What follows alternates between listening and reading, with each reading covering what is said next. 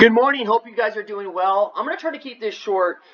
This is an Innovative Heights report card. Some of you are already using this and using this with great success. This was a tool that I've used over the years at parks that I've either been an ops manager at, general manager, or as a regional manager. I've used it at all levels, and I've seen it be a successful piece of a park that's functioning well. And a park that's functioning well is four-wall strong, right? And it's clean, safe, and fun. At the end of the day, that's what we have to accomplish. We can't have people coming through our parks if we're not safe, clean, and fun. And so that has to remain the focal point. So the report card keeps us honest, keeps us on the same page. I'm going to kind of go through this quickly. Again, I know some of you guys are already using this and using this with great success. Some are kind of using this and not having maybe as much success because, well, you're only sometimes using it. And others, maybe this is completely new to you. So I wanted to do this brief overview, and again, I'm going to try to keep it brief because the tool is really simple, and I don't want you overthinking it. First and foremost, this is not to add to your night or your opening. The reality is, this should be just tacked on to what you're already doing. You should already be doing a walk of the park at the end of the night to ensure things are ready for the next day. If you weren't doing that before, well, that's part of the issue. And this tool is to be hand in hand with that walk of the park at the end of the night, just like the walk of the park before we open for the day's business.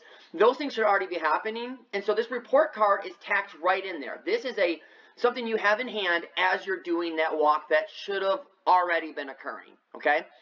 And so, as I say here, it's designed to be a simple pass-fail tool. The standard allow will become the standards moving forward. Right now, we're bringing a lot of yesterday into today, and in some parts, we're bringing last week or last month into today. And so we have to have strong closes so that we can have strong openings.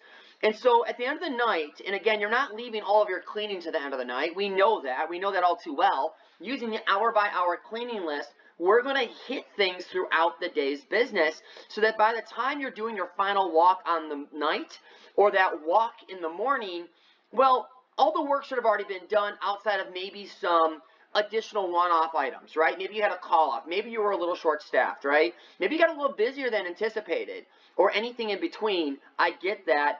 But again, this list helps keep us honest. It also provides great communication between shifts because, yeah, give yourself an honest grade. Again, it's less about the grade. It's more about the conversation around said grade.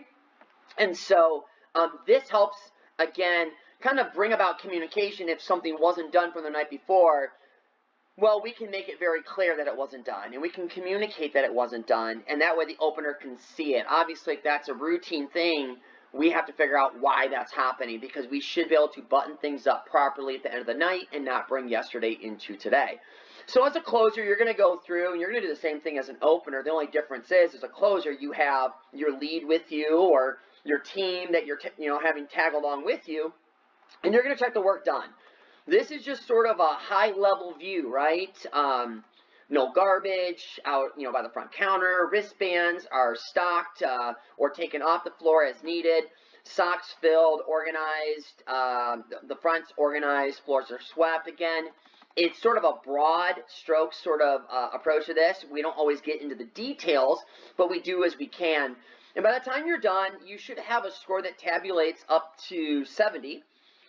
So maybe you end the night at a 67 out of 70. The opening manager will come in the next day and score it accordingly. They'll check the same work, and they'll get in and around there. Now, maybe they'll score a little higher, maybe they'll score a little lower, but that is less of the issue. It's more about the conversation being had between that closing shift and the opening shift.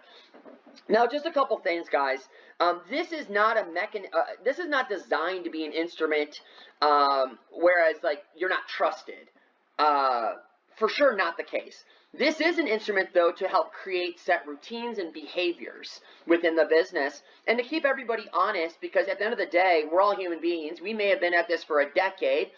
We have some managers who have been managing for well over a decade, for sure, and yet sleepy eyes prevail. The business can kick our butt, and we can just miss things, and I get that. And so this helps kind of keep us all calibrated to the same standards and keeps us honest. And so it's less of a trust piece. It's more about building behaviors. So even if you're the closer and you happen to be the next day's opener, still do this. because you're going to see some things on the next day's business that you didn't catch from the night before. And maybe you're training up a lead to maybe be a manager one day. And this is a great tool for that. Having that lead do it the night before, and maybe you're the manager the next day, then you checking their work the next day, or if you close with them the night before, doing it with them so that things can be looked at properly. The one last thing I'll ask you guys to do is, as the opener, once you've gotten through and you've checked off all the opening manager remarks and you've kind of given a score and a comparison, take a snapshot of this and put this in your leadership chat for your park. So for instance, that's the Canton Megalodons chat, or that's the Milwaukee Leaders chat. I'm sure we're going to work on a name for Milwaukee. But the reality is, I don't need you putting this on blast across all the channels on WhatsApp. But again, I want to see it's getting done, not because there's not trust there, but we always trust, and yet just the same, we verify. And there's nothing wrong with that. We're trying to build behaviors and routines, and change can be challenging for many. I get that. But the parks that have been using this have had great success. They're getting sharper on their closes, which means their openings are that much better. All right, guys, thank you. Let me know if you have any questions. And again, this should be posted, the opening side of it. So you'll fill it out on the closing. The next day, as an opener, you'll fill it all out, and then you'll take a picture of it, and you'll put it in your unique park channels chat.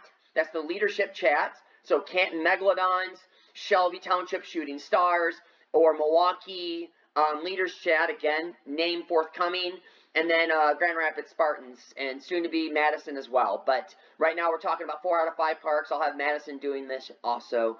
Guys, thank you so much. Let me know if you have any questions.